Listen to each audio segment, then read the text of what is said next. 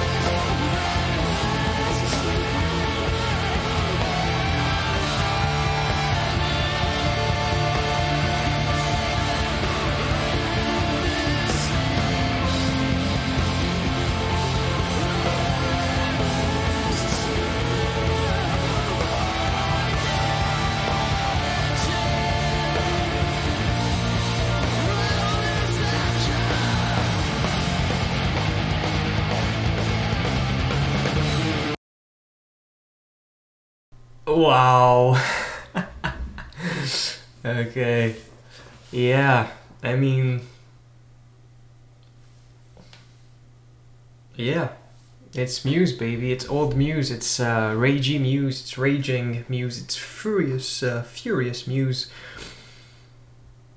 What do I say about this? Well, we can focus maybe on the differences between the album version and this version. So, first thing that grabs your ear, I think, would be the distortion on the vocals, and you can hear that when Matt is speaking at the beginning. I have no idea what he's saying because of the distortion and the accent and stuff. It's like impossible. I don't understand a single word, but yeah, I mean it's a good way. It's a good way to do it on a song like this. On the album, you know, when he goes into those screams, I wish I could. He compresses it himself with his support and stuff like that, meaning like it's not a clean sound. It's like a close to a scream, right? But there's also effects that come in and enhance that feeling and that rage. And if you're going to do that song live, if you're going to tour it, it's not easy. It's really difficult. It's kind of high. It's kind of extremely intense, and if you do that in the studio, you can do it whenever. You can do it super late at night and rest your voice for like a week. You can do whatever the hell you want. So it's not the same. If you have to do it regularly like that, it's a really good idea, I think, to have the distortion all throughout the song so that you can maybe give a little less, but it sounds the same, and you do it in a healthy way, and you can focus on, you know, whatever, not hurting your voice and making the guitar playing the right chords, which doesn't really happen at the beginning of that first chorus. It's funny, when I was getting to it with the air drumming and stuff, I caught, my ear still caught that something funny was happening, which is what happens when you actually play your songs live. You know, it's just part of the process. And then I guess what I like too is you know, the layout of the stage and that sort of thing with the screens behind them that show the waveform, so you can see you know, little waves when Matt is just playing the intro on the guitar, and when the bass and drums join in, gets way more intense. I think that's amazing that they did that in 2004. You know, it's a pretty, like, you know, it's when people create visuals. If you make like dance music or something and you don't have a music video, you might throw your audio in like Premiere Pro and it does all that for you. It shows the wave files and stuff. It's really common these days, right? But in 2004, I think that's quite awesome that they did that, especially on a big stage like that. I think I don't think a lot of people did that around that time, and I think that's definitely one of the.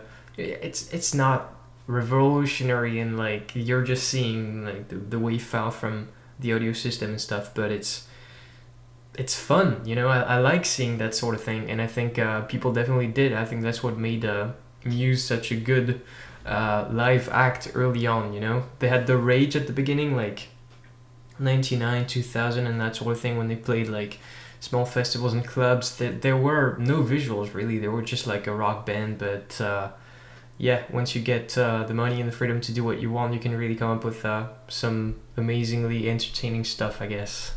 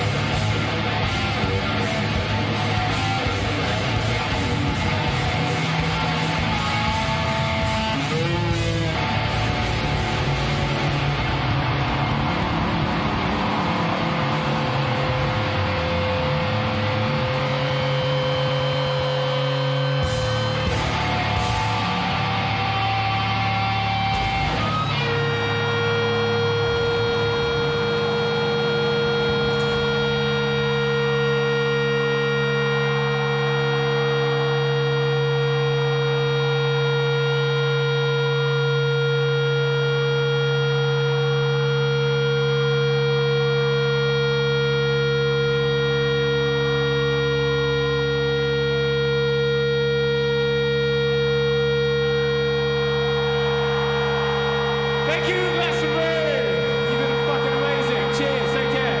Have a good night.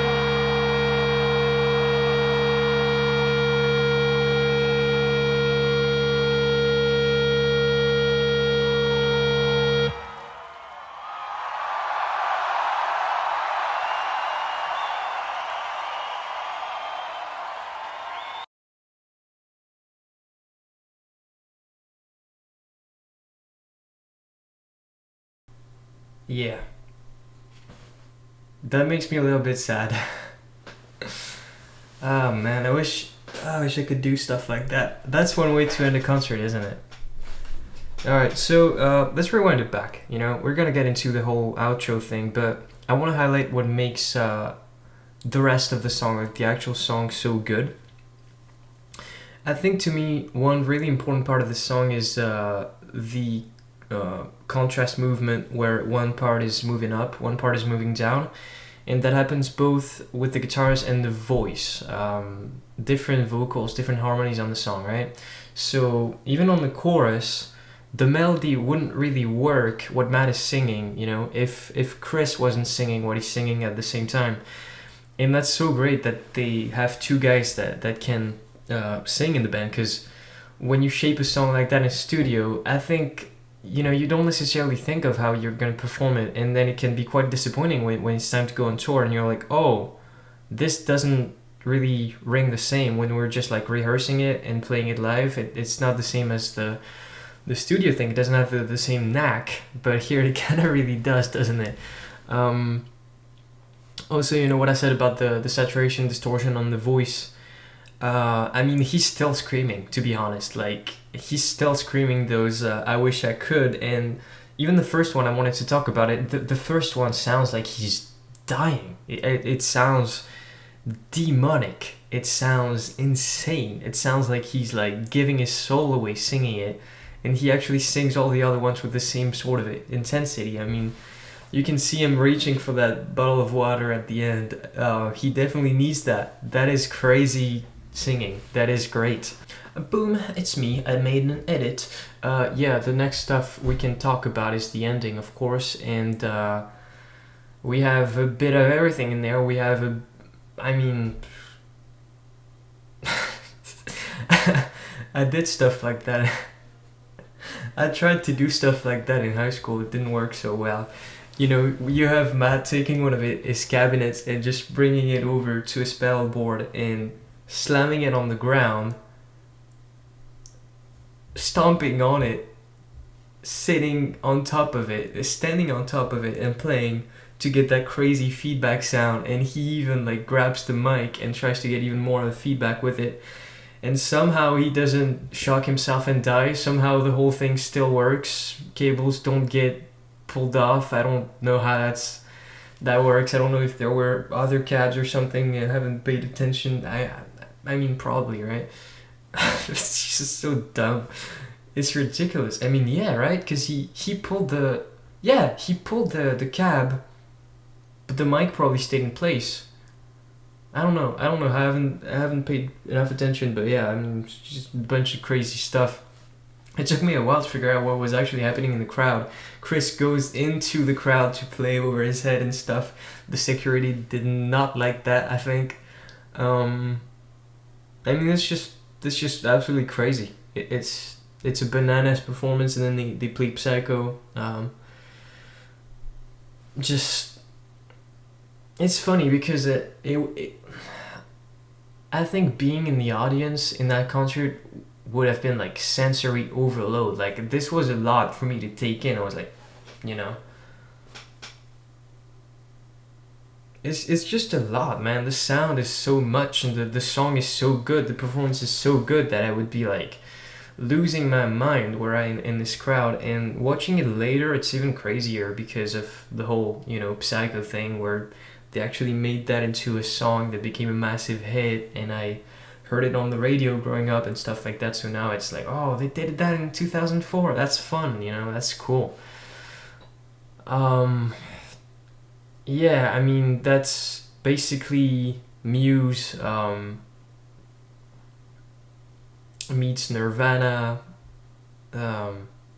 meets what other band was I thinking of? You know, the stage destruction thing where Matt is even like pulling out parts of the drums and mics and stuff like that. That's exactly Nirvana. That's exactly what they actually did. And Dave would complain all the time that Kurt would mess up his drum kit. He would need another one by the end of every tour, and the managers wouldn't want to buy him at the beginning. It was funny, but I don't know. I wanted to say some other stuff. Yeah, definitely Rage Against the Machine, right? The riffs that they play live. I know it's kind of a meme in the Muse community. Like every Muse outro live is just all the Rage Against the Machine riffs in 30 seconds. But I mean, yeah, this was absolutely bananas. I don't have much else to say about it. Yeah, just a lot to take in. Just a great performance and great use of the stage. Obviously, I mean, I think that's definitely something you grow to remember.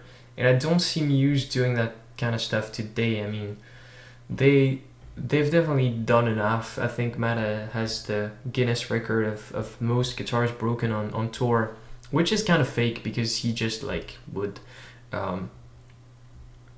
put the neck back on him and stuff, so he would fix them so he wouldn't actually ruin a guitar every time. But anyways, that's just stuff you do when you're young and you kind of get away with it. But I guess, I mean, I don't know. I think people would be a lot more pissed if Muse did that kind of thing today. You know, a bunch of 40-year-olds going on stage messing up amps and stuff. I mean, I assume this is their own gear, but just even Chris going into the crowd and stuff, a lot of stress for the security. But I mean, if you're a rock star, you have to experience that kind of stuff, you know, and then you can choose to keep doing it or not. I guess I don't know. I'm not a rock star, but you guys can like and subscribe though if you want me to. I don't know, not be a rock star.